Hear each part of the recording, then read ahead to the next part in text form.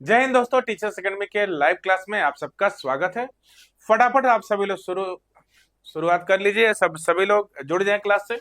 जैसे कि आज क्लास जो शुरू होगा आपका, देखिए एग्जाम आधारित प्रैक्टिस सेट पे। और देखिए अब तक जो है आपके टोटल कितने प्रैक्टिस सेट हो गए बताइए? 5। ठीक है।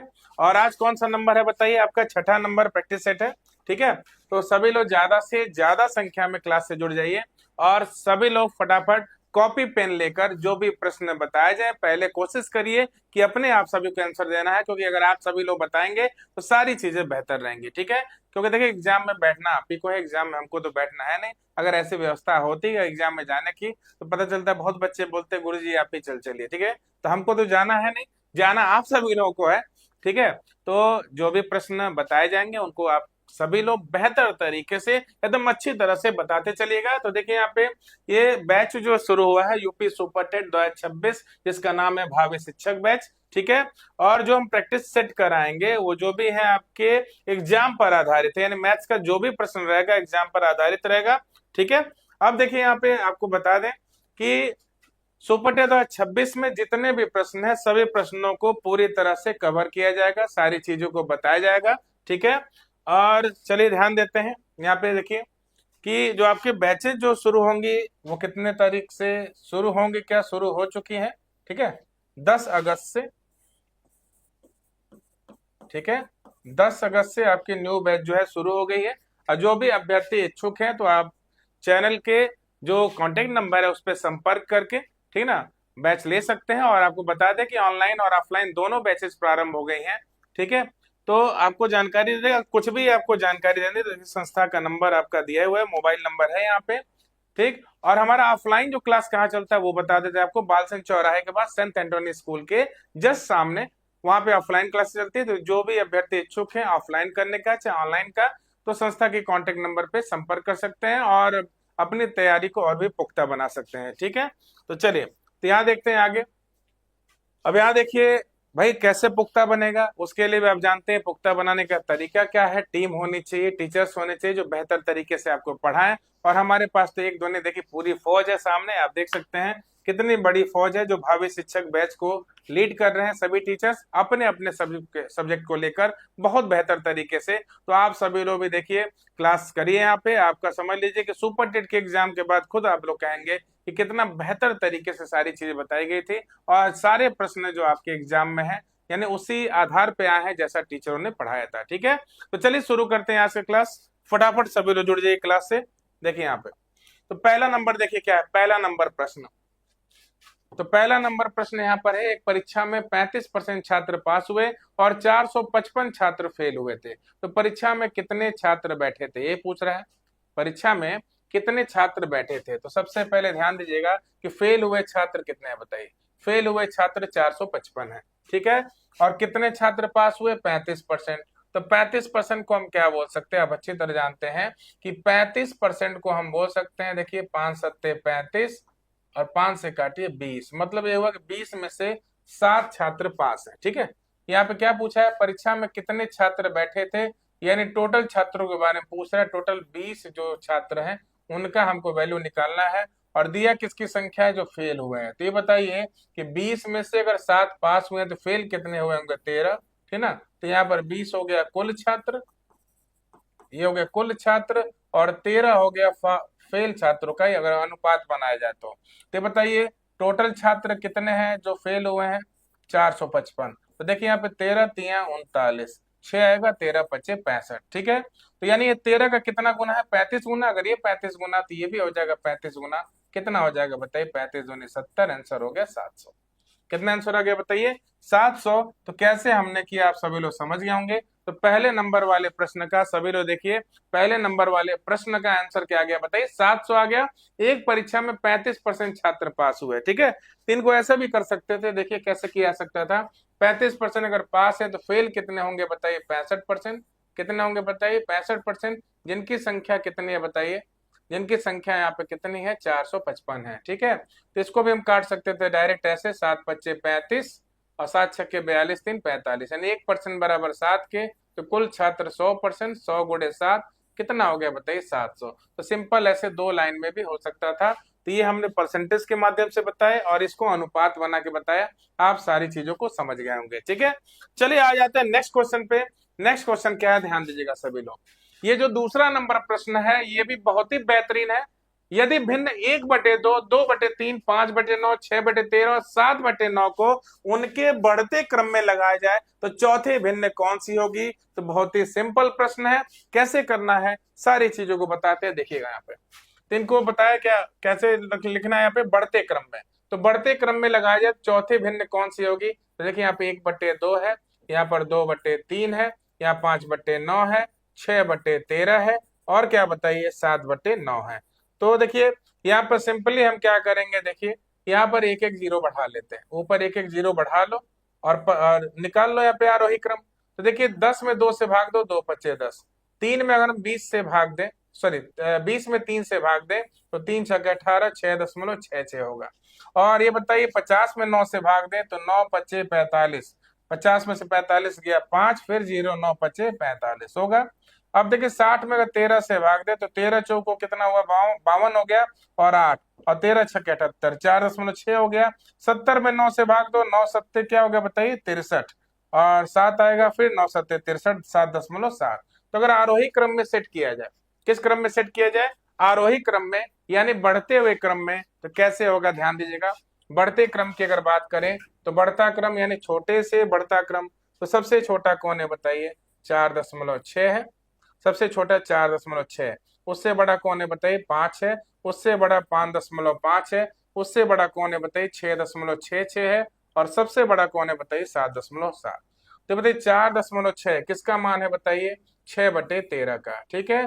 5 किसका मान है 1/2 का। 5.5 किसका मान है बताइए 5/9 का। 6.66 किसका मान है ध्यान दीजिएगा 2/3 का। तो जब हम आरोही क्रम में सेट कर रहे हैं, सबसे बड़ा हो गया 7/9, तो आरोही क्रम में जब सेट कर रहे हैं तो ये पहला, ये दूसरा, ये तीसरा और चौथा। पूछ रहा है चौथे पोजीशन पे कौन आएगा, तो चौथे पोजीशन पे आ गया 2/3। तो दूसरे नंबर वाले प्रश्न का आंसर क्या हो गया बताइए, ऑप्शन नंबर ए क्या हो जाएगा बताइए 2/3। तो आप सभी लोग अच्छी तरह समझ गए होंगे।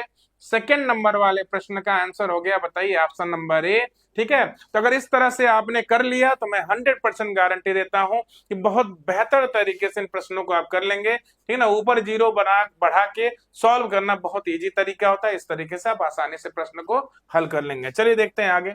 अब देखिए अगला प्रश्न क्या है, तीसरा नंबर प्रश्न। ये तो इतना इंपॉर्टेंट प्रश्न है कि बहुत बच्चे लोग हम देखते हैं किसको देखते ही पहले छोड़ देते हैं, लेकिन आपको बता दें ये छोड़ने वाला टॉपिक नहीं है। ये समझ लीजिए बहुत ही बेहतरीन प्रश्न है। तो ये कोई भी एग्जाम हो, वनडे लेवल का किसी भी तरह का एग्जाम हो, मैं आपको बता दूं ये प्रश्न जरूर आता है।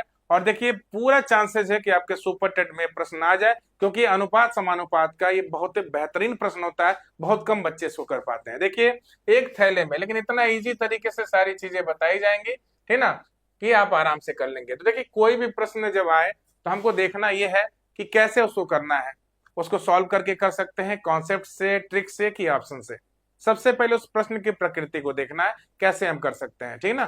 तो इसको अगर ऑप्शन से करेंगे तो ऑप्शन से मुश्किल होगा। देखिए इसको कैसे करेंगे, इसको ट्रिक से किया जाए, कैसे करना है ध्यान दीजिएगा।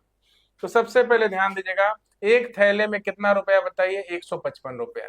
कुल रुपया कितना है बताइए, कुल रुपया है यहाँ पर बताइए 155, ठीक है। और ध्यान दीजिएगा यहाँ पर सिक्कों का अनुपात कितना दिया है बताइए 3:5:7। तो यहाँ पर संख्या है और यहाँ पर क्या है बताइए रुपया है। तो कभी भी संख्या का रुपया से तुलना नहीं होगा। क्या करेंगे ध्यान दीजिएगा, यहाँ पर अनुपात को भी हम बदलेंगे किस रूप में बताइए, रुपए के अनुपात के रूप में बदलेंगे। किस अनुपात में बदलेंगे बताइए, रुपए के अनुपात के रूप में बदलेंगे। कैसे बदलेंगे ध्यान दीजिएगा, अगर 1 रुपए का 3 सिक्का हुआ, ठीक ना, तो 1 × 3 टोटल कितना हो गया बताइए 3 रुपया। यानी गुणा करके जो भी आएगा टोटल रुपए से हम तुलना करेंगे, ठीक है। 50 पैसे को हम 0.50 रुपया बोलते हैं। 0.50 में 5 से गुणा करो, 50×5 250, यानी कि 2.5 रुपया हो गया। कितना हो गया बताइए 2.5, ठीक है। अब ध्यान दीजिएगा ये 10 पैसे को हम क्या बोलते हैं 0.10 हो गया। तो 0.10 में हम किससे गुणा करें बताइए 7 से। 7×10 में 70, 0.70 हो गया, ठीक है। तो देखिए गुणा करने के बाद से, यानी 1 का इसमें गुणा, 0.50 का 5 में गुणा और 0.10 का किस में गुणा बताइए 7 में। और ये गुणा करेंगे तो ये रुपए से मल्टीप्लाई हुआ, तो यानी टोटल ये मूल्य आ गया, अनुपातिक मूल्य आ गया। और टोटल मूल्य कितना है बताइए 155। तो चलिए जोड़ते हैं, 5.50 में 7 जोड़ दीजिए, कितना हो जाएगा बताइए 6.2 आ जाएगा, और यहाँ पर हो गया बताइए 155। यानी कि अगर दशमलव है तो दोनों तरफ 10 से गुणा करेंगे, यहाँ दशमलव हट जाएगा और यहाँ पे एक जीरो बढ़ जाएगा। 33 दूनी 62, और 31 पचे कितना हो गया बताइए 155, 2 से काटिए 50, कितना हो गया 25। ठीक है, यानी 1 बराबर 25 के। पूछा क्या है बताइए, पूछा यहाँ पर है थैले में कुल कितने सिक्के हैं। तो थैले में कुल कितने सिक्के हैं बताइए, यहाँ जोड़ लीजिए 7 5 12 3 15, यानी अनुपात के हिसाब से टोटल कितना हिस्सा सिक्का है, 15 हिस्सा। एक का मान 25 है तो 15 का मान क्या हो जाएगा बताइए 15 गुणे 25, 15 पचे 75, 15 दूनी 30, 7 37, क्या हो जाएगा आंसर बताइए 375। आंसर क्या हो जाएगा बताइए 375। तो आप सभी लोग बेहतर तरीके से समझ गए होंगे, इस प्रश्न का आंसर क्या हो जाएगा बताइए 375। यानी थैले में कुल कितने सिक्के हैं, ध्यान दीजिएगा, थैले में कुल कितने सिक्के हैं बताइए 375 सिक्के हैं। तो कैसे किया गया, क्लियर है सभी को। यहाँ पर किया ऐसे गया कि देखिए कुल रुपया जो है 155 रुपया है, लेकिन यहाँ पर 1 रुपए 50 पैसे 10 पैसे के सिक्कों की संख्या दिया है। तो कभी भी तुलना समान लोगों में होता है, ये रुपए में है ध्यान दीजिएगा, और ये संख्या में है। तो इसको अगर रुपए में बदलना है तो जितने जितने रुपए का ये अनुपात है उससे हमने क्या किया, गुणा किया, तुलना किया, तो एक का मान 25 आ गया। और फिर बोला कुल कितने रुपए, कुल कितने सिक्के हैं, तो सिक्कों की संख्या यहाँ पर दिया है 3 5 8 7 15। ठीक है, एक बराबर अगर 25 के तो 15 बराबर 15 गुणे 25, कितना हो गया बताइए 375। चलिए अब आगे बढ़ते हैं अगले क्वेश्चन की तरफ, देखते हैं अगला प्रश्न कौन सा है। अब आ जाइए देखिए चौथा नंबर प्रश्न, कौन सा नंबर प्रश्न है बताइए, चौथा नंबर प्रश्न है। ध्यान दीजिएगा सभी लोग, ठीक है, सभी लोग इसको बेहतरीन तरीके से समझने की कोशिश करिएगा। देखिए किस तरह का प्रश्न है, देखिए 1 से 10 तक की धनात्मक सम संख्याओं का समांतर माध्य क्या होगा। तो 1 से 10 तक की धनात्मक सम संख्या, धनात्मक सम संख्या यानी कि 2 4 6 8 और क्या बताइए 10। ठीक है, इनका समांतर माध्य पूछ रहा है, समांतर माध्य का मतलब औसत से ही होता है। तो जब भी ध्यान दीजिएगा कि अगर यहाँ पे 1 से 10 तक की बस सम संख्याओं को लेना है तो भाई शुरुआत होगा 2 से, कहाँ तक जाएंगे बताइए 10 तक। इनके बीच का अंतर क्या है बताइए, इनके बीच का अंतर बराबर चल रहा है, सम संख्याओं में अंतर बराबर चलता ही है। तो अगर अंतर बराबर चल रहा हो तो औसत का सूत्र क्या होता है, ध्यान दीजिएगा, औसत का सूत्र होता है पहली संख्या, ध्यान दीजिएगा, पहली संख्या प्लस अंतिम संख्या बटे 2, पहली संख्या प्लस अंतिम संख्या बटे 2, पहली संख्या 2 है, अंतिम संख्या 10 है, बटे 2। तो 10 में 2 जोड़ दीजिए, क्या हो जाएगा बताइए 12 बटे 2, आंसर हो गया 2 छक्के 12 यानी कि 6। आंसर क्या हो गया बताइए, ऑप्शन नंबर सी हो गया। क्लियर है सभी को, आंसर क्या हो गया बताइए ऑप्शन नंबर सी। पूछा क्या था बताइए, 1 से 10 तक की धनात्मक सम संख्याओं का समांतर माध्य पूछा था। तो समांतर माध्य क्या हो गया बताइए, यहाँ पर 6 हो गया, ठीक ना। तो कैसे निकाला गया बताइए, पहली संख्या प्लस अंतिम संख्या बटे 2, औसत निकल गया कितना 6 हो गया। अब आ जाते हैं नेक्स्ट क्वेश्चन पे, ये भी प्रश्न लगभग हर एग्जाम में आता है, ध्यान दीजिएगा। किसी संख्या को 357 से भाग देने पर 39 शेष बचता है, इसी संख्या को अगर 17 से भाग दे तो शेषफल क्या होगा। इस प्रश्न को करने का सबसे बढ़िया तरीका देखिए, 357 से भाग देने पर कितना शेष आ रहा बताइए 39 शेष आ रहा है। तो पूछ रहा है इसी संख्या को अगर 17 से भाग दे दें तो शेषफल क्या होगा। तो ये बहुत सिंपल प्रश्न होता है, इसको अगर करना है तो ज्यादा दिमाग लगाना ही नहीं है। देखिए यहाँ पे जो भी शेष होगा, ध्यान दीजिएगा, यहाँ पे जो भी शेष होगा, शेष कौन है बताइए 39, ठीक है, और जिससे भाग देने के लिए बोल रहा है उसमें हम 17 से भाग दे देंगे, क्योंकि 17 से भाग देके शेषफल पूछा है। तो ऐसा क्यों करते हैं मालूम है, जिस संख्या में हमको 17 से भाग देना है वो संख्या हमको मालूम है नहीं, तो ये जो शेष है उसी संख्या का हिस्सा है, यानी जो शेष संख्या में आएगा वही शेष इस शेष में भी आएगा। क्यों, क्योंकि ये जो शेष है उसी संख्या का हिस्सा है। ठीक है, तो हम क्या करेंगे 17 से भाग देंगे, 17 दूनी कितना हो जाएगा बताइए 34, 9 में से 4 गया 5, तो क्या शेषफल आ जाएगा बताइए 5 हो जाएगा। तो 5वें नंबर वाले प्रश्न का आप सभी ने आंसर देखा, 5वें नंबर वाले प्रश्न का आंसर कौन सा हो गया बताइए, ऑप्शन नंबर सी हो गया। ठीक है, चलिए तो सारी चीजों को आपको बता दें, देखिए ध्यान पूर्वक देखते चलिए, सारी चीजों को समझते चलिए। ठीक है, जो भी प्रश्न लेकर आए हैं बहुत बेहतरीन है, ठीक है, इनको कॉन्सेप्ट वाइज सारी चीजों को आप लोग समझते चलिए, समझ में आएगा बेहतर तरीके से। देखिए यहाँ पे तो चलिए देखा जाए, सबसे पहले क्या बोला है, वर्गीकृत आंकड़ों का माध्य अविकलित करते समय हम मानते हैं कि बारंबारताएं हैं, मानते हैं कि बारंबारताएं हैं। तो देखिए इसको हम बताते हैं, समझिएगा यहाँ पे। जैसे मान लीजिए दे दिया 0 से 5, इसको 0 से 5 की बजाय एक काम करिए 0 से 10 ही कर लीजिए। 0 से 10, 10 से 20, 20 से 30, 30 से 40, ठीक है। तो समांतर माध्य में ऐसा आता है ना कि 0 से 10 नंबर पाने वाले 5 लोग हैं, 10 से 20 नंबर पाने वाले कितने लोग हैं, 10 लोग हैं, 20 से 30 नंबर पाने वाले 6 लोग हैं, 30 से 40 नंबर पाने वाले कितने लोग हैं बताइए, 8 लोग हैं, ठीक। तो बताइए यहाँ पे कितना नंबर पाया कंफर्म नहीं है, 0 है कि 10 है कि इनके बीच की कोई संख्या मालूम नहीं है, ठीक है। तो यहाँ पर पूछा है कि वर्गीकृत आंकड़ों का, ध्यान दीजिएगा, वर्गीकृत आंकड़ों का माध्य अभिकलित करते समय हम मानते हैं कि बारंबारताएं सभी वर्गों पर समान रूप से बंटित है, वर्गों के वर्ग अंकों पर केंद्रित होती हैं।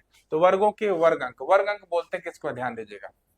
वर्ग अंक होता क्या है आपको बता दें, वर्ग अंक ये होता है इसकी निम्नतम सीमा और इसकी अधिकतम सीमा दोनों को जोड़िए, इसी को मध्यमान बिंदु भी बोलते हैं, ठीक ना। और क्या करिए बताइए, 2 से भाग दे दीजिए, तो कितना हो जाएगा बताइए, 10/2, ठीक है। तो क्या हो जाएगा बताइए, 2×5 = 10। तो यहाँ पर आंसर क्या आ जाएगा बताइए, इसको इसके जगह आ जाएगा बताइए, क्या आ जाएगा, 5 आ जाएगा। और जब आ जाएगा 5 तो 5×5 = 25, सॉल्व करने यानी हमको माध्य निकालने में आसानी हो जाएगी। तो वही बोला कि वर्गीकृत आंकड़ों का माध्य अभिकलित करते समय हम मानते हैं कि बारंबारताएं किस पर केंद्रित होना चाहिए, वर्गों के वर्ग अंक पर, यानी कि इन दोनों को जोड़कर जब 2 से भाग देंगे तभी वर्ग अंक निकलेगा। और जब तक वर्ग अंक निकलेगा नहीं, आप बारंबारता से गुणा करके हम माध्य निकाल सकते नहीं। तो हमारा आंसर क्या हो जाएगा बताइए, छठे नंबर वाले प्रश्न का आंसर क्या हो जाएगा बताइए, ऑप्शन नंबर बी। छठे नंबर वाले प्रश्न का आंसर क्या हो जाएगा बताइए, ऑप्शन नंबर बी। यानी बारंबारताएं किस पर निर्भर होती हैं, बारंबारताएं जो होती हैं वर्गों के वर्ग अंकों पर केंद्रित होती हैं। वर्ग अंक होता क्या है बताइए, निम्नतम सीमा प्लस अधिकतम सीमा बटे 2। तो कितना आया बताइए, 5 आया। उसी तरह 20 10 30 हुआ, 30 का आधा 15, 30 और 20 50 हुआ, 50 का आधा 25, और 40 30 70 हुआ, 70 का आधा 35। फिर इन दोनों का हम गुणा करते जाते हैं, इन दोनों का गुणा करते हैं और जितनी संख्या होती है उससे क्या करते हैं, इन दोनों का गुणा करेंगे, गुणा करने के बाद जो आएगा उसको ऐड कर लेते हैं और ऐड करने के बाद माध्य निकालते हैं, आप सबको मालूम ही है। तो आंसर क्या हो जाएगा बताइए, छठे नंबर का आंसर हो जाएगा ऑप्शन नंबर बी। तो क्लियर है, इस तरह के प्रश्न को कैसे करते हैं, कोई कंफ्यूजन होगा नहीं, सारी चीजें आपको स्पष्ट हो गए होंगी, ठीक। चलिए अब आ जाते हैं अगले क्वेश्चन पे, ध्यान दीजिएगा। 7वां नंबर प्रश्न सभी लोग देखिए, बहुपद x², देखिए बाहुपद हो गया है, ठीक ना, ये बाहुबली चाहे बाहुपद नहीं होना चाहिए, यहाँ पर क्या है बताइए, बहुपद है, ठीक है। बहुपद x² + 8x + 6 को किससे भाग देना बताइए, x + 4 से भाग देने पर शेष फल क्या होगा, यही पूछ रहा है। तो इस तरह के प्रश्न को कैसे करेंगे, ध्यान दीजिएगा। जब भी बोला कि इससे भाग देने पर शेषफल क्या होगा, तो इसको हम बराबर करेंगे किसके बताइए, 0 के, यानी x + 4 = 0। तो x = क्या हो जाएगा बताइए, +4, उधर जाएगा तो -4, यानी जहां जहां x है x का वैल्यू हम -4 रख देंगे, क्या हो जाएगा बताइए, शेषफल हो जाएगा। तो चलिए x के जगह -4, तो -4 का स्क्वायर और प्लस क्या हुआ बताइए, 8 × क्या हो गया बताइए, -4 और हो गया +6। तो -4 का स्क्वायर यानी 4 का वर्ग क्या हो गया बताइए, 16, प्लस में माइनस गुणा -8 चौको कितना हो गया बताइए, 32 और 6, ठीक है। कैसे करेंगे, 16 6 हो गया 22, 22 में से हमको क्या घटाना है बताइए, 32 घटाना है। 22 में से कितना घटाना है बताइए, 32 घटाना है। और 22 में से अगर 32 गया तो क्या आंसर हो जाएगा, -10 हो जाएगा। आंसर क्या हो जाएगा बताइए, -10, यानी कि शेषफल क्या आएगा। देखिए कितना इजी तरीके से इस प्रश्न को किया गया। तो इसी तरह समझना है, हमारा आंसर क्या हो गया बताइए, -10। क्या आंसर हो गया बताइए, -10 हो गया। यानी x² + 8x + 6 को अगर x + 4 से भाग देने पर शेषफल क्या होगा, तो हमारा आंसर क्या आ गया बताइए, -10 आ गया। चलिए अब आ जाते हैं अगले प्रश्न पे। चलिए देखिए यहाँ पे क्या है, 8वां नंबर प्रश्न क्या है, सभी लोग देखिएगा, 8 नंबर जो है, ठीक है। एक बंटन में 3 श्रेणी है, ठीक है, जिनमें 40 50 और 60, देखिए मर्दे नहीं है, मर्दे हमारे वहां भोजपुरी में बोलते हैं, ठीक ना, मर्दवा चाहे मर्दे, ठीक ना। तो यहाँ पर क्या है बताइए, मदे, यानी 3 क्या बोल सकते हैं, आंकड़े बोल सकते हैं, यानी कि क्या है बताइए, 3 तरह की श्रेणियां हैं, एक 40 है, एक 50 है और एक 60 है। श्रेणियों का माध्य क्रमशः कितना दिया है बताइए, 20 26 और 16। बंटन का माध्य निकालना है, क्या निकालना है, बंटन का माध्य। तो इस तरह का प्रश्न जब भी करना है, देखिए क्या करना है, पहली श्रेणी 40 है, उनका माध्य कितना है 20। तो इस तरह के प्रश्न को कैसे करेंगे, पहली श्रेणी गुणे पहला माध्य प्लस क्या हो जाएगा बताइए, दूसरी श्रेणी गुणे दूसरा माध्य, यानी 50 गुणे 26। ठीक है, फिर देखिए यहाँ पे तीसरी श्रेणी गुणे तीसरा माध्य, यानी 60 गुणे क्या हो गया बताइए 16। ठीक है, और नीचे क्या करेंगे, इन सबको जोड़ के टोटल कितनी श्रेणियां भाग देंगे तभी तो माध्य आएगा ना। तो बताइए 40 और 50 कितना हो गया 90, 90 में 60 जोड़ दीजिए, 9 6 15 कितना हो गया बताइए 150। ठीक है, तो चलिए 40 गुणे 20 कितना हो गया बताइए 800 हो गया, और 5 छक्के 30, 5 दूनी 10, 3 13, 1300 ये हो गया, और 16 छक्के 96 हो गया कितना बताइए 960 बटे 150 हो गया। तो चलिए जोड़ते हैं यहाँ पर हो गया बताइए 0 6 और 9 3 12 और 8 कितना हो गया 20 का शून्य हासिल 2। ठीक है, और 2 और 1 कितना हो गया बताइए 3, 3060 हो गया। यहाँ बताइए 150 है, 0 से 0 काट दीजिए, 15 से काटो, 15 दूनी 30, 6 जाएगा नहीं, 0 20 दशमलव कुछ आएगा, तो लगभग में आंसर क्या आ जाएगा बताइए ऑप्शन नंबर सी। 8वें नंबर वाले प्रश्न का आंसर क्या हो जाएगा बताइए ऑप्शन नंबर सी हो जाएगा। तो बंटन का माध्य कितना हुआ, लगभग में 20 हो गया, कितना हो गया बताइए 20। ठीक, चलिए आ जाते हैं अगले प्रश्न की तरफ, देखते हैं अगला प्रश्न क्या है। देखिए यहाँ पे 6 हटा दीजिए, 6 नहीं यहाँ पे, देखिए अब देखिए बहुत ही बेहतरीन ये भी प्रश्न पूछा है, ध्यान दीजिएगा।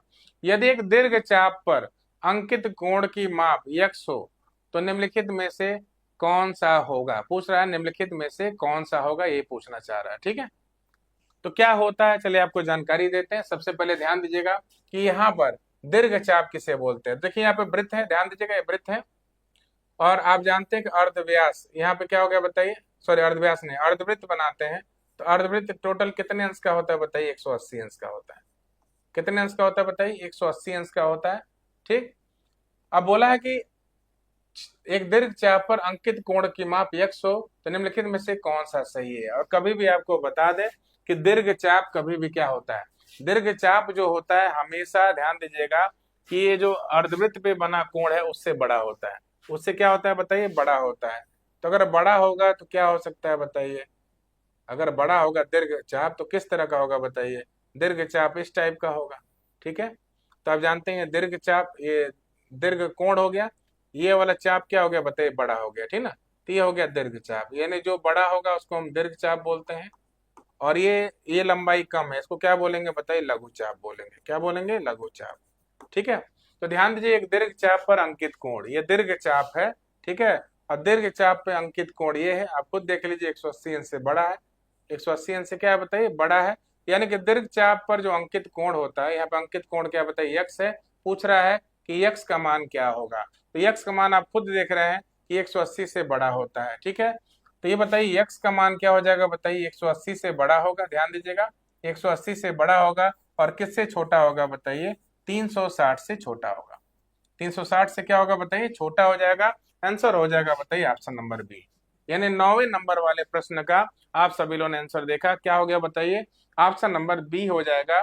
तो दीर्घ चाप, दीर्घ चाप समझ गए ना। देखिए यहाँ पे कभी भी यहाँ पर देखिए दीर्घ चाप की अगर बात करें तो दीर्घ चाप कभी भी 180 अंश से बड़ा होता है। ठीक ना, 180 अंश से जो बड़ा कोण होता है उसके सामने जो चाप होगा उसी को दीर्घ चाप बोलते हैं। ठीक है ना, और इधर ध्यान दीजिएगा जो 180 अंश से कम होगा उसके सामने वाले चाप को हम क्या बोलते हैं, लघु चाप बोलते हैं। तो यही पूछना चाह रहा था कि अगर ये दीर्घ चाप है तो उसके सामने जो अंकित कोण है वो x है, इसका मान क्या होगा।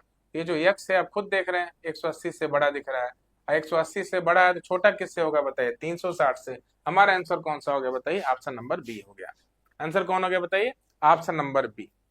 अब आ जाए नेक्स्ट प्रश्न पे। देखिए 10वां नंबर जो प्रश्न है बहुत ही बेहतरीन है, 10th नंबर जो क्वेश्चन है, सभी लोग ध्यान पूर्वक देखिएगा कैसे करना है इसको। 10वां प्रश्न क्या है, देखिए 7x/2 प्लस 14 इक्वल टू कितना है बताइए 7/x है, यही है। और इसका मान पूछ रहा है, क्या पूछ रहा है बताइए x²/4। x²/4 तभी होगा जब x/2 आएगा। x/2 कैसे आएगा, जब यहाँ पे 7 हटाना हो। तो 7 कैसे हटाएंगे, ध्यान दीजिएगा 7 को कैसे हटाना है, ध्यान दीजिएगा। हम क्या करेंगे, बोथ साइड स्क्वायरिंग बाय 7। यानी दोनों तरफ 7 से हम क्या करेंगे, भाग देंगे।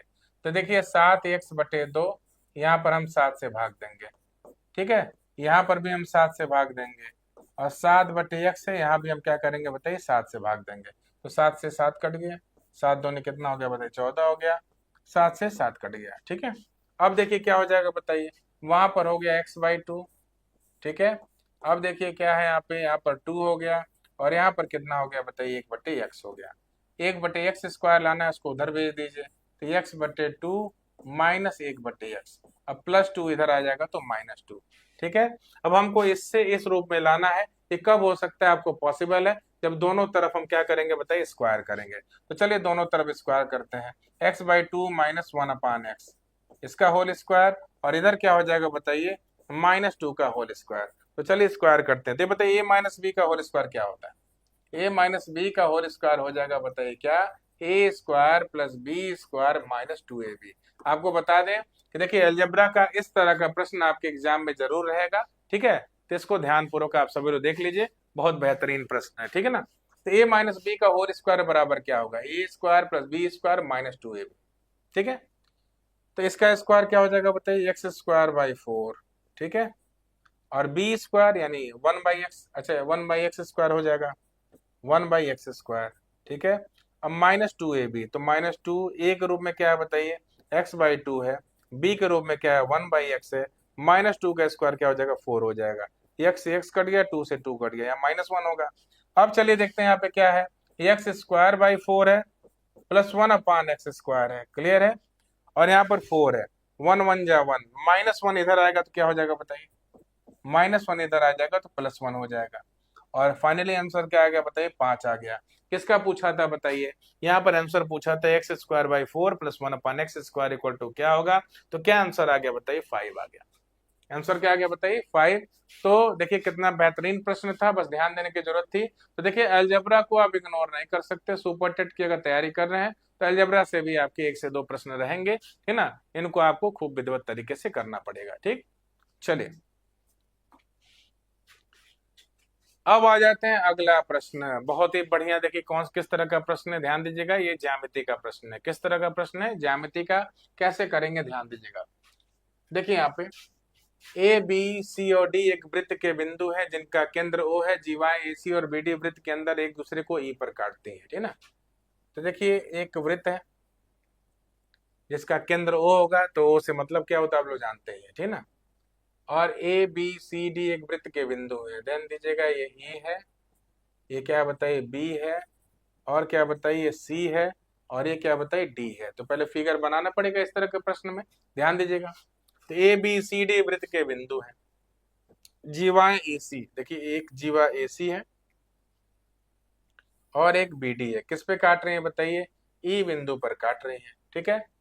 ए बी और सी डी रेखांकित की गई है, ए बी और सी डी, यानी ए बी और सी डी को भी रेखांकित किया गया है, क्लियर है, ठीक।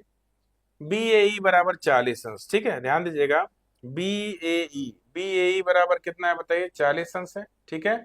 और क्या दिया है बताइए, ए सी डी बराबर 100 अंश, तो ए सी डी कहाँ है बताइए, 100 अंश है, ठीक है। ए सी डी बराबर क्या बताइए, 100 अंश है। अब कैसे करेंगे यहाँ पर ध्यान दीजिएगा। तो देखिए यहाँ पे आप जानते हैं कि एक ही वृत्तखंड के कोण, एक ही वृत्तखंड के कोण क्या होते हैं, बराबर होते हैं। एक ही वृत्तखंड के कोण देखिए कब होते हैं बराबर, जब ए और डी से ही ये कोण बनाया गया है और ए और डी से ही ये भी कोण बनाया गया है, तो एक ही वृत्तखंड के कोण हो गए, ये दोनों आपस में क्या हो जाएंगे बताइए, बराबर हो जाएंगे। तो ये 40 अंश हो गया और ये आपका 100 अंश हो गया। पूछ क्या आ रहा है, किसका वैल्यू पूछ रहा है इसमें, इसमें किसका वैल्यू पूछ रहा है, चलिए देखते हैं।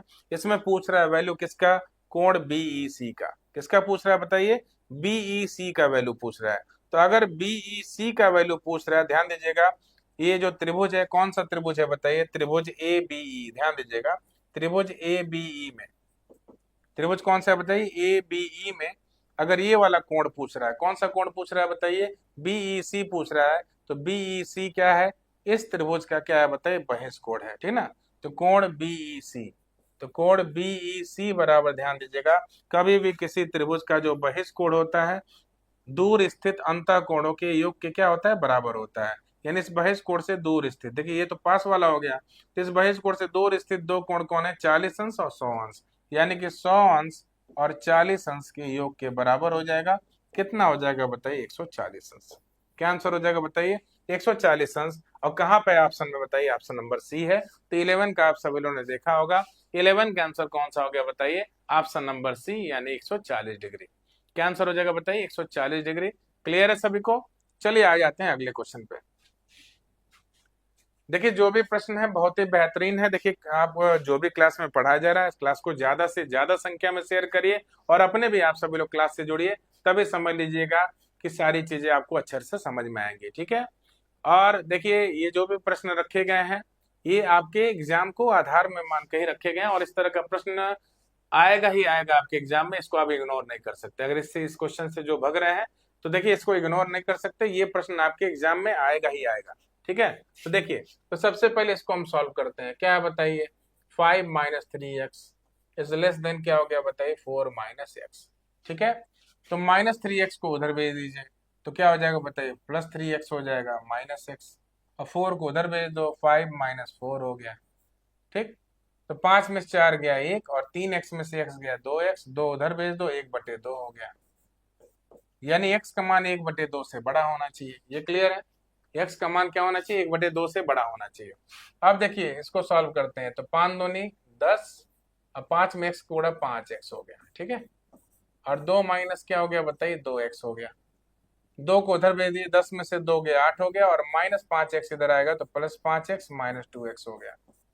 तो 8 बड़ा है किससे बताइए? 3x से। किससे? 3x से।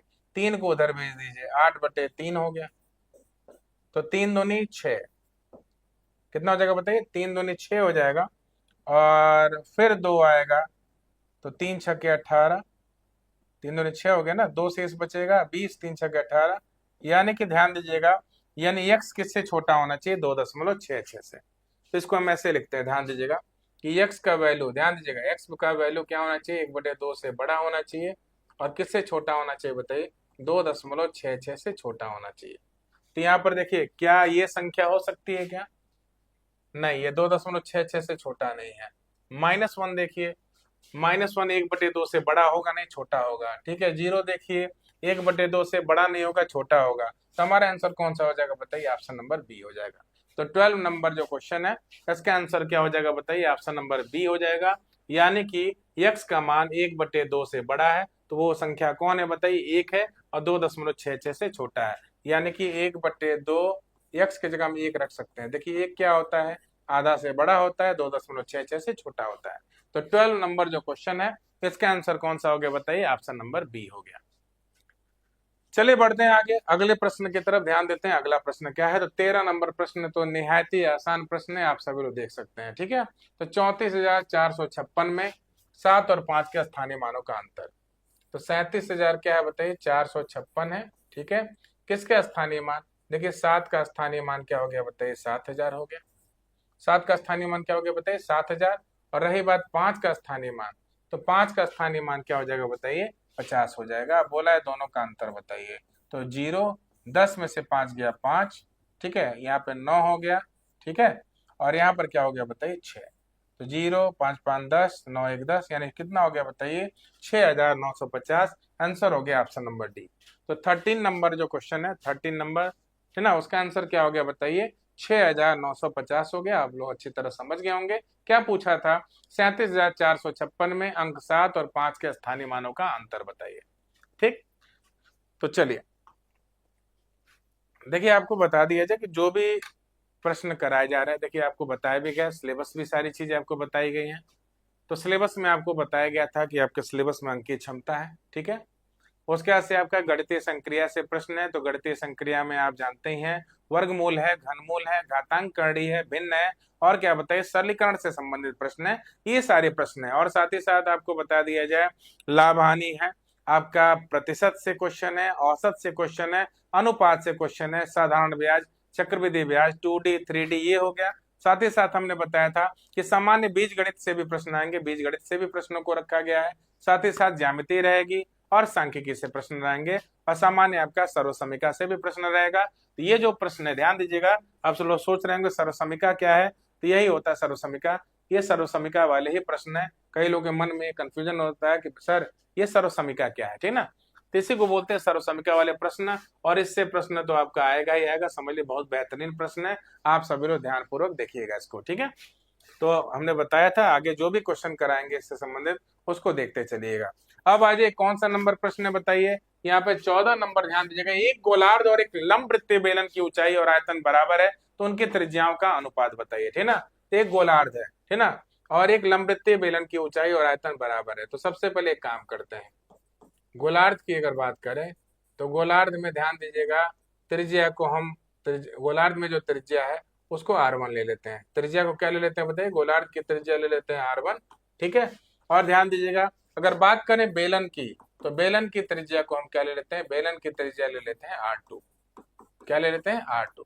फिर देखिए यहाँ पे बोला क्या है, गोलार्ध एक लंबवृत्तीय बेलन की ऊंचाई और आयतन बराबर है, ये बोला है, ठीक है। तो एक गोलार्ध एक लंबवृत्तीय बेलन की ऊंचाई और क्या बताइए, आयतन बराबर है। तो कैसे करेंगे ध्यान दीजिएगा, चलिए देखते हैं। तो सबसे पहले देखिए यहाँ पे करना कैसे, 14 नंबर क्वेश्चन को देखिए। तो आयतन इनके क्या है बताइए, बराबर है। तो कैसे करेंगे देखिएगा, सबसे पहले देखिए यहाँ पे गोलार्ध का आयतन का सूत्र क्या होता है बताइए, गोलार्ध का आयतन का सूत्र 2/3 पाई r³। तो r की जगह R1 है, R1³ हो गया, ठीक ना। क्या हो गया बताइए, R1³, ठीक। अब देखिए यहाँ पे क्या बोला है, बेलन। तो बेलन का क्या होता है आयतन बताइए, बेलन का आयतन होता है क्या, पाई r²। तो r की जगह R2 कर दीजिए, R2²। और यहाँ पर क्या हो गया बताइए, H1 हो गया, यहाँ H2 हो गया। ऊंचाई क्या हो गया बताइए, H2। क्लियर है सभी को। अब ध्यान दीजिए, गोलार्ध एक लंबवृत्तीय बेलन की ऊंचाई भी बराबर है और आयतन भी बराबर है। तो ये आप अच्छी तरह जानते हैं कि गोलार्ध में जो त्रिज्या होगी, ध्यान दीजिए गोलार्ध में जो त्रिज्या है R1 है, ठीक है, और ऊंचाई भी क्या होगा बताइए, R1। तो गोलार्ध की ऊंचाई R1 है, ध्यान दीजिएगा। और बेलन की जो ऊंचाई है, बेलन की ऊंचाई क्या है, H2 है। इस प्रश्न में क्या हो जाएगा बताइए, H2 इक्वल टू क्या हो जाएगा बताइए, R1। तो R1 गोलार्ध की ऊंचाई, H2 बेलन की ऊंचाई बोला है कि दोनों की ऊंचाई क्या है बताइए, बराबर है। तो कैसे करेंगे ध्यान दीजिएगा, देखिए यहाँ पे। तो सबसे पहले देखिए यहाँ पे, अगर ये दोनों बराबर है तो चलिए करते हैं बराबर, 2/3 पाई R1³ और यहाँ देखिए बराबर पाई है R2²। हो गया। और बताइए H2 की जगह क्या रख देंगे, R1 रख देंगे। H2 की जगह क्या रख देंगे, R1। तो देखिए एक R1 से एक R1 कट जाएगा, यहाँ 2 बचेगा, ठीक है। पाई से क्या होगा बताइए, पाई हो जाएगा R1² R2²। R2² को उधर भेज दीजिए, R1² बटे क्या हो जाएगा, R2² हो जाएगा। और 2/3 इधर आएगा तो क्या होगा बताइए, 3/2 हो जाएगा, ठीक है। और आप जानते हैं स्क्वायर जब इधर आता है तो स्क्वायर रूट होता है, तो R1/R2 और 3/2 का क्या करेंगे बताइए, स्क्वायर रूट। तो स्क्वायर रूट करेंगे तो √3:√2।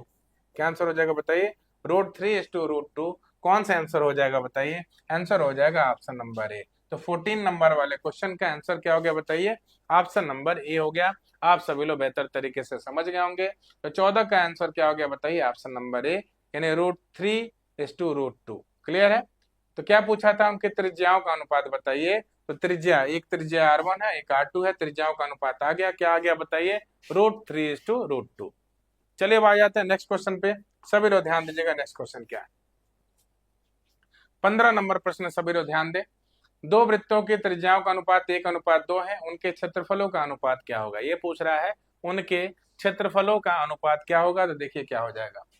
तो दो वृत्तों की त्रिज्याओं का अनुपात 1:2 है, उनके क्षेत्रफलों का अनुपात बताइए। तो कभी भी ध्यान दीजिएगा, त्रिज्याओं का अनुपात जो भी होगा उसका वर्ग कर दीजिए। क्या कर दीजिए बताइए, उसका वर्ग कर दीजिए, क्षेत्रफलों का अनुपात आ जाएगा। इसको लंबा करने की जरूरत नहीं है। तो 1 का वर्ग 1 हो गया, 2 का वर्ग 4 हो गया, क्या हो गया बताइए, 1:4। आंसर क्या हो गया बताइए, 1:4। तो 15 नंबर वाले प्रश्न का ध्यान दीजिएगा। जो 15 नंबर वाला प्रश्न है इसको हम डायरेक्ट कर सकते हैं, क्या कर सकते हैं, त्रिज्या का अनुपात अगर 1/2 है तो क्षेत्रफल का अनुपात क्या हो जाएगा बताइए, 1:4 हो जाएगा, ठीक है। तो सीधे इसको किया जा सकता है, ध्यान दीजिएगा। अब आ जाए नेक्स्ट क्वेश्चन पे। देखिए 16 नंबर जो क्वेश्चन है ये भी बहुत बढ़िया, ध्यान दीजिएगा सभी लोग कैसे करना है। यदि m तथा n धनात्मक पूर्णांक हो और m - n एक सम संख्या हो तो m² - n² हमेशा किसके द्वारा विभाज्य रहेगा, ठीक है। तो चलिए देखते हैं। तो सबसे पहले देखिए m - n एक सम संख्या है। m - n क्या है बताइए, एक सम संख्या है, ठीक। तो देखिए, तो M square minus N square हमेशा किससे विभाज्य रहेगा, ये पूछ रहा है। तो M square minus N square, अब A square minus B square का सूत्र जानते ही हैं, तो क्या हो जाएगा बताइए, फर्स्ट ब्रैकेट में एम प्लस एन और दूसरे ब्रैकेट में क्या हो जाएगा बताइए, एम माइनस एन। ठीक, और यहाँ पर पहले ही बोल दिया है कि यम माइनस एन एक सम संख्या है। तो यम माइनस एन सम संख्या कब होगा, ध्यान दीजिएगा, कभी भी ये दोनों संख्या सम होंगी तभी इनका अंतर भी सम होता है और तभी इनका योग भी सम होता है। आप खुद देख लीजिए, 6 में से 4 घटाया 2, और 6 में ध्यान दीजिए 6 में 4 जोड़ोगे तो क्या होगा बताइए 10। ठीक है, तो अगर ये सम संख्या है इसका मतलब ये हो गया कि यम भी सम संख्या है और यन भी क्या है बताइए, सम संख्या है। तो एक चीज आपको कंफर्म हुआ, यहाँ पे क्या हुआ बताइए, अगर ये दो संख्याओं का अंतर अगर सम संख्या है तो दो संख्याओं का योग भी क्या होगा, दो संख्याओं का योग भी क्या होगा, सम संख्या होगा।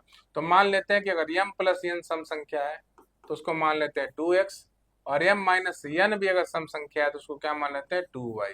अब जानते हैं कभी भी सम संख्या इसी टाइप का होता है, 2x या 2y टाइप का, चाहे 2n टाइप का, इसको लिख सकते हैं। तो यहाँ ध्यान दीजिए कैसे करेंगे, तो M square minus N square बराबर एम प्लस एन क्या है बताइए 2x, और m माइनस एन क्या है बताइए 2y। ठीक है, तो अगर बात करें तो 2 2 जा 4, 4xy। तो यानी ध्यान दीजिएगा कि कभी भी एम स्क्वायर माने एन स्क्वायर किससे हमेशा विभाज्य होगा बताइए, 4 से विभाज्य होगा। किससे विभाज्य होगा बताइए, 4 से। किससे विभाज्य हो गया, 4 से। तो आंसर हो गया हमारा ऑप्शन नंबर बी। आंसर क्या हो गया बताइए, ऑप्शन नंबर बी। अच्छा है तो इसको हम ऐसे भी कर सकते हैं, देखिए यहाँ पे, जैसे m प्लस एन दो संख्या अपने मन से ले लो, ये 6 ले लो, ये 4 ले लो, ये 6 ले लिया, ये 4, तो 6 4 10, और 6 में से 4 गया कितना हो गया 2, 10 दूने 20, 20 किससे कट रहा है बताइए, 4 से।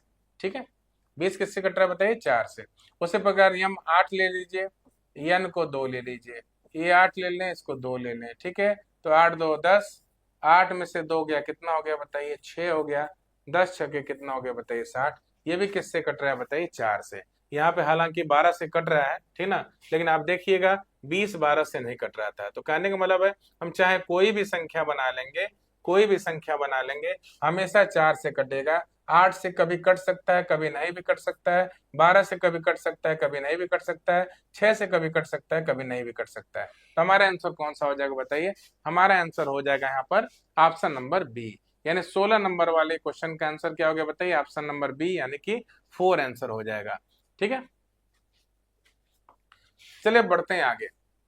17 नंबर क्वेश्चन ध्यान दीजिएगा, 17 नंबर जो क्वेश्चन है क्या है, विनय ने हाथ घड़ी ₹75 में बेची जिससे बड़ी घड़ी की लागत कीमत के बराबर प्रतिशत लाभ प्राप्त हुआ।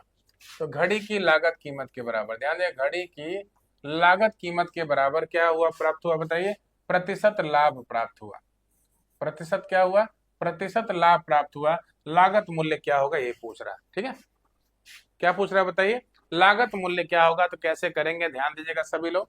देखिए सबसे पहले तो अगर यहाँ पर लागत मूल्य पूछ रहा है, क्या पूछ रहा है बताइए, लागत मूल्य पूछ रहा है, कैसे करेंगे ध्यान दीजिएगा। तो लागत मूल्य की अगर बात बताएं तो जब भी कभी भी अगर विक्रय मूल्य दिया हो, ठीक है, और आप एक चीज ध्यान दीजिएगा कि लागत कीमत का मतलब क्रय मूल्य, और क्या दिया बताइए, प्रतिशत लाभ यानी प्रॉफिट परसेंट, दोनों अगर इक्वल दिया हो, तो दोनों इक्वल दिया हो तो क्या करेंगे, ये विक्रय मूल्य का गुणनखंड ऐसी दो संख्याओं में करेंगे, ध्यान दीजिएगा, जिनका अंतर क्या प्राप्त हो, जिनका अंतर 10 प्राप्त हो। तो 75 है तो आप अच्छी तरह जानते हैं 15 5 75, और खुद देख लीजिए इन दोनों का अंतर 10 प्राप्त हो रहा है। यानी कभी भी इस तरह के प्रश्न में, कब, जब क्रय मूल्य प्रतिशत लाभ के बराबर हो, तो विक्रय मूल्य को ऐसे दो पार्ट में तोड़ेंगे जिनका अंतर हमेशा क्या हो बताइए, 10 प्राप्त हो। क्लियर है, तो अंतर अगर 10 प्राप्त हो तो यहाँ पर जो दो संख्या मिली, ध्यान दीजिएगा, यहाँ छोटी वाली संख्या कौन है बताइए, 5 है, उसके आगे बस एक 0 लगा दीजिए, वही हो जाएगा क्रय मूल्य। देखिए कितना विधिवत तरीके से करना पड़ा। अब इसी प्रश्न को अगर लंबे तरीके से करेंगे तो इसको द्विघात समीकरण से करना पड़ेगा। ठीक है ना, तो म्यूजिक मेडिसिन जी जुड़े हैं, स्वागत है आपका, कैसे हैं आप? बड़ा लेट से जुड़े भाई आप, ये तो कल नहीं परसों बहुत टाइमली जुड़े थे। चलिए तो देखते हैं आगे। देखिए हाँ, तो उसमें देखिए कुछ दोस्त हमारा भी, कल हमने क्लास नहीं लिया था, बहुत लोगों ने सोचा होगा भाई क्लास चलेगा नहीं, तो क्लास तो रेगुलर वे में चलेगा। कल असल बात है मैटर टाइप नहीं हो पाया था, इसलिए क्लास चली नहीं थी। ठीक, तो देखिए यहाँ पे आंसर क्या हो जाएगा बताइए, 50। 17 नंबर वाले क्वेश्चन का आंसर क्या हो गया बताइए, ऑप्शन नंबर ए हो गया। अब आ जाए नेक्स्ट क्वेश्चन की तरफ, देखिए 18 नंबर क्वेश्चन। 18 नंबर क्वेश्चन कैसे हो गए? धनराशि चक्रवृद्धि ब्याज पर 4 वर्षों में 3,840 रुपए हो जाती है और 5 वर्षों में कितना? 3,936 रुपए हो जाती है। तो बताइए 4 वर्षों में 3,840, ध्यान दीजिएगा, और 5 वर्षों में 3,936, यानी 4 वर्ष से 5 वर्ष, यानी बात हुआ टोटल कितना वर्ष का अंतर है? 1 वर्ष का अंतर है। और 1 वर्ष में ब्याज कितना बढ़ा है बताइए? तो हम 3,936 में से क्या करेंगे बताइए? 3,840 घटा देंगे, ठीक है। तो घटाइए, 6 13 में 4 गया 9, 96 हो गया, 8 से 8 कट गया ये, यानी कितना ब्याज आया बताइए? 96 रुपया। 1 वर्ष में ब्याज आया 96 रुपया, और कितनी धनराशि पर आया है बताइए? 3,840, ठीक है। तो चलिए इसको करते हैं, देखा जाए। तो देखिए, तो 16 छक्के 96, और 16 दूनी कितना हो गया बताइए? 32, 38 में से 32 गया तो आपका 6 हो गया, 16 चौको 64, 0। फिर 6 से काटिए, 6 चौको 24, 40 हो गया। ये 20 25 100, ये 20 दूनी 40, 5/2 हो गया। 5/2%, 5/2% को क्या बोलते हैं बताइए? 2.5% बोलते हैं। हमारा आंसर कौन सा हो गया बताइए? ऑप्शन नंबर ए हो गया। तो इस प्रश्न को बस ऐसे ही करना था, ठीक है ना। अच्छा, फीवर से दवा वगैरह लिया कि नहीं आपने? दवा लिया आपने? दवा ले लीजिएगा, फीवर है तो भाई बिना दवा काम मत करिए, मौसम चेंज हो रहा है, ठीक ना, समस्याएं हो सकती हैं। तो चलिए आगे बढ़ते हैं। अब देखिए 19 नंबर, देखिए एक संख्या का 13% उसी संख्या के 5% से 16 ज्यादा है। तो 13% अगर 5% से 16 ज्यादा है तो परसेंटेज में कितना ज्यादा है बताइए? 8% ज्यादा है। यानी कि जो 16 ज्यादा हुआ है, कितने परसेंट का फर्क कर रहा है बताइए? 8% का। तो 8% बराबर 16, तो 8 से 16 काटिए, 8 दूनी 16 हो गया। तो 1% बराबर कितना हो गया बताइए? 2 के। पूछा क्या है बताइए? वो संख्या क्या है? पूछ क्या रहा है बताइए? कि संख्या क्या है। तो अगर 1% बराबर 2, तो 100% बराबर क्या हो जाएगा बताइए? 100 गुणे 2। तो 100 गुणे 2 क्या हो गया बताइए? 200। यानी वो संख्या क्या होगी बताइए? 200 हो जाएगी। तो चलिए बढ़ते हैं, आज का लास्ट क्वेश्चन है, देख लेते हैं आज का लास्ट क्वेश्चन क्या है। देखिए देखिए 20वां नंबर क्वेश्चन क्या है, ध्यान दीजिएगा। 20वां नंबर क्वेश्चन, निम्नलिखित संख्याओं में से कौन सी संख्या एक पूर्ण वर्ग संख्या नहीं है? तो ध्यान दीजिएगा, कभी किसी भी संख्या का इकाई अंक क्या हो बताइए? 2 हो।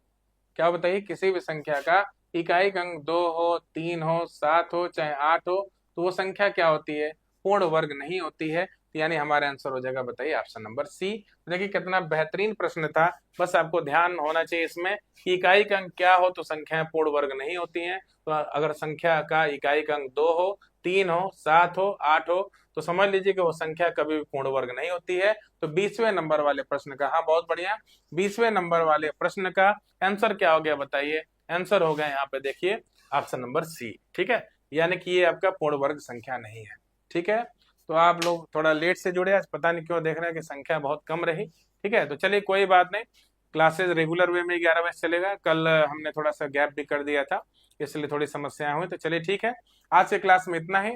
अब नेक्स्ट क्लास है, आप सभी लोग नेक्स्ट क्लास लीजिए। एसएसटी का मैम आके बैठी हुई है, वेट कर रही है बहुत बेसब्री से, और पढ़ाती बहुत ही लाजवाब है, आप सभी को मालूम ही है। तो चलिए आज का क्लास समाप्त करते हैं, मिलते हैं नेक्स्ट क्लास में। Thank you very much.